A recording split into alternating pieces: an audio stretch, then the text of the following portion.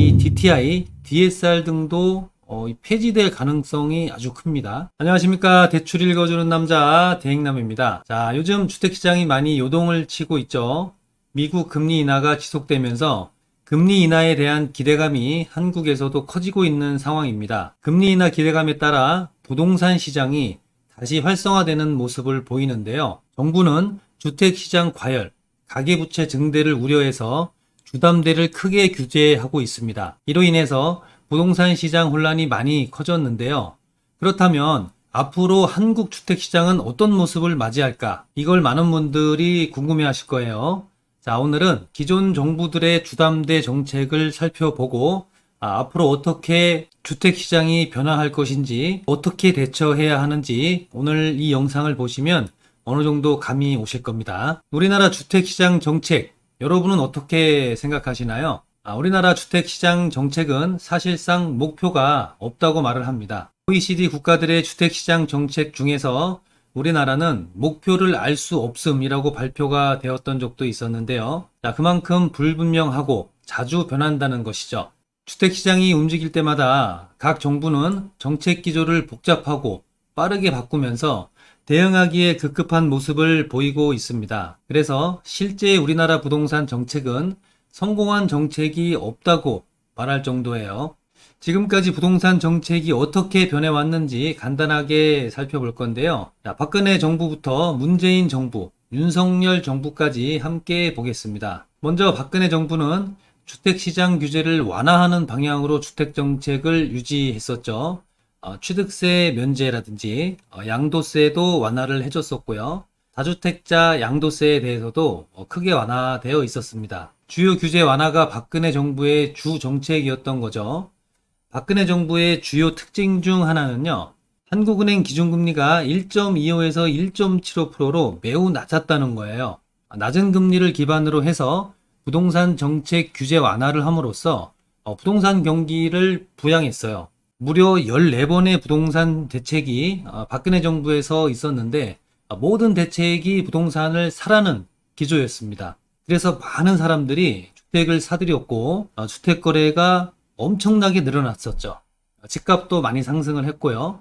박근혜 정부의 주담대 키워드는 바로 규제 완화, 부동산 거래 증가, 그리고 부동산 경기 부양이었습니다. 자, 그리고 박근혜 대통령이 탄핵이 되고 난 이후에 문재인 정부가 들어섰죠. 문재인 정부로 들어서면서 부동산 정책이 정말 너무 많이 바뀌기 시작했습니다. 기존 정책과는 전혀 다른 방향으로 갔고요. 문재인 정부는 취득세 인상, 양도세 강화, 부동산, 종합부동산세 중과, 공정시장가액 비율 증가 등 세제 강화를 핵심으로 삼았고요. 문재인 정부가 이렇게 강력하게 부동산 정책을 규제한 것은 부동산 가격을 하락시키겠다는 것에 있었는데요. 즉 집값을 잡겠다는 게 문재인 정부의 핵심 정책이었어요. 문재인 정부는 무려 28번이나 부동산 대책을 내놓았고요. 정책이 거듭됐지만 집값은 하락하지 않았습니다. 정부의 기대와는 다르게 부동산 규제를 했는데도 불구하고 부동산 가격을 잡을 수가 없었던 거죠.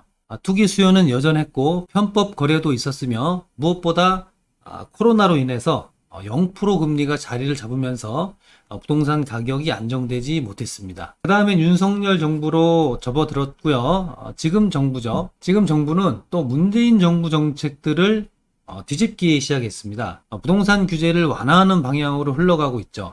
다주택자 취득세 중과 완화를 추진하고 있고 문재인 정부가 높였던 공정시장가액 비율을 다시 낮추기 시작했어요. 임대차 입법 등 없애야 된다는 소리가 나오고 있기도 합니다. 윤석열 정부에 들어서면서 부동산 시장은 하향 안정화되는 모습을 보여왔거든요.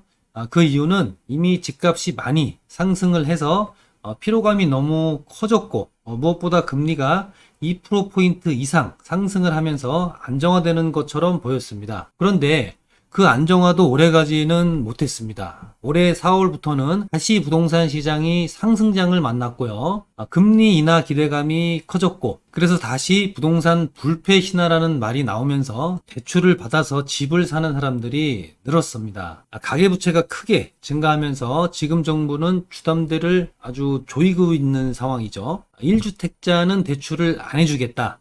그리고 스트레스 DSR도 도입하겠다. 등의 이야기는 다들 들어보셨을 거예요. 자, 그러면 이 시점에서 간단하게 정리를 한번 해보겠습니다. 박근혜는 완화, 문재인은 규제, 윤석열은 완화거든요. 그러면 부동산 시장은 어땠느냐를 한번 볼게요. 계속 우상향하고 있는 걸 알 수가 있습니다. 역대 정부에서 집값이 하락한 경우는 거의 없었다고 보시면 될 것 같은데요. 문재인 정부가 부동산 가격을 잡겠다고 아파트 공급하고 규제하고 했어도 결국에는 부동산 가격은 올랐거든요. 결국에는 금리도 영향을 미치고 사람들의 심리도 부동산 시장에 영향을 미치는 것을 알 수가 있습니다. 정부의 규제 정책도 중요하지만 결국에는 부동산 시장을 움직인다는 것은 뭔가 다른 것이 있을 수도 있다는 거예요.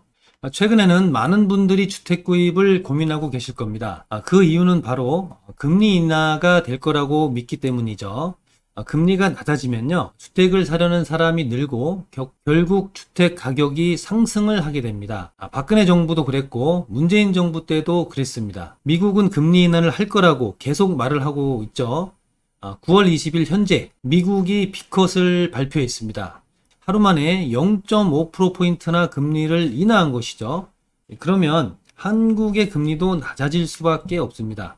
미국이 금리를 낮추면 한국도 금리를 어느 정도 인하할 수밖에 없어요. 이 그림을 보면요, 어느 정도 금리 격차는 있지만 미국이랑 한국 금리가 아주 유사하게 간다는 걸 알 수가 있어요. 그러면 우리 정부는 지금 아무리 버티더라도 미국이 B컷으로 크게 금리를 인하할 것을 따라갈 수밖에 없게 됩니다. 빠른 속도는 아니지만 금리를 낮추는 정책을 취할 수밖에 없을 거예요. 국내 금리가 인하되면 부동산 시장은 어떻게 되겠습니까? 또 과열되기 시작하겠죠. 지금 윤석열 정부는 가계부채가 늘어나니까 갑작스럽게 주담대를 규제하기 시작했어요.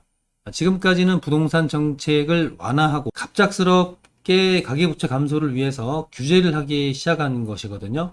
시장에 크게 혼란이 오고 있는 상황이기도 합니다만 결국에는 우리나라도 미국에 따라 금리를 인하할 수밖에 없을 거고요. 금리 인하에 따라서 결국에는 박근혜 정부 시절처럼 낮은 금리로 대출을 받아서 주택을 구입하는 사람들이 아주 많아질 겁니다. 아무리 대출 규제를 하고 문재인 정부처럼 부동산 규제를 강화해도 금리가 인하가 되면 주택시장이 크게 요동을 치면서 활성화될 수밖에 없기 때문입니다. 금리로 돈 빌려주는데 누구든지 내 집 마련하고 싶어 하지 않겠습니까? 사실상 앞으로 정부가 주택시장 활성화 그리고 부동산 자유시장주의를 계속해서 내세우면 이 DTI, DSR 등도 폐지될 가능성이 아주 큽니다.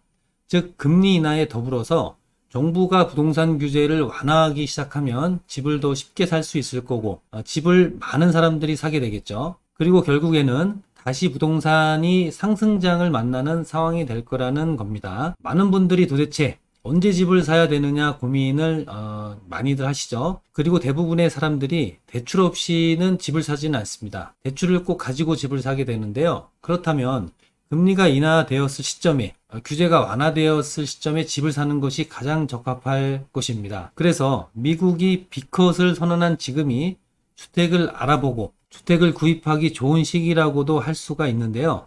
사람마다 생각이 다르고 부동산 입지에 따라서 부동산 가격이 달라지겠지만 금리 인하 그리고 부동산 규제 완화는 주택시장에 긍정적인 신호를 전달하기에는 아주 충분할 것으로 보입니다. 자, 오늘은 최근 주담대 관련해서 예전부터 역대 정부들의 정책들을 함께 살펴보았는데요. 금리와 부동산 정책에 따라서 어떻게 부동산 시장이 움직이는지를 한번 간단히 정리해 보았습니다. 도움 되셨으면 좋겠고요. 많은 분들이 계속해서 변하는 부동산 정책 때문에 아주 혼란스러우실 겁니다. 그래도 대출 준비하고 계시는 분들은 힘내시고요. 아무쪼록 좋은 결과 있기를 바라겠습니다. 주택담보대출 관련해서 궁금한 점이나 문의사항이 있으시면 언제든지 저희 회사에 문의 주셔서 궁금증 해결하시고 좋은 대출 하시기를 바라겠습니다. 감사합니다.